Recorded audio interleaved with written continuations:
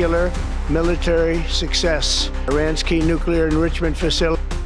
মধ্যপ্রাচ্য যেন আবারও ধাবিত হচ্ছে যুদ্ধের ভয়াবহ ছায়ার দিকে।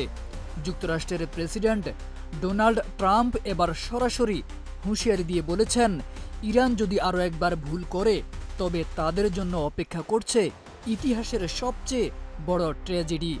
ট্রাম্পের এমন বক্তব্য ঘিরে আন্তর্জাতিক অঙ্গনে শুরু হয়েছে তীব্র আলোচনা, উদ্বেগ আর রাজনৈতিক তোলপাড়।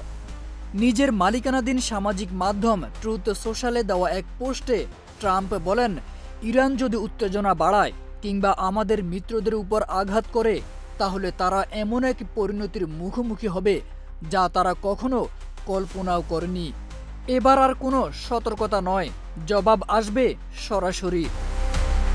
ট্রাম্পের এই হুমকি কেবল কথার মধ্যে সীমাবদ্ধ নাও থাকতে পারে, কারণ ইরানের ফর্দো, নাতাঞ্জ ও ইস্পাহানে যেসব বিস্ফোরণ ঘটেছে তা ইরানের জন্য যুক্তরাষ্ট্রের পক্ষ থেকে আরও একটি কঠিন চ্যালেঞ্জ। এদিকে ইরানও থেমে নেই।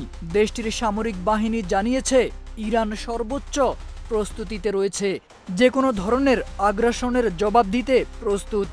ইরানের বার্তা, তারা যুদ্ধ চায় না, তবে কেউ এগিয়ে আসলে তারা তাদের ঘরে ফেরত পাঠাবে।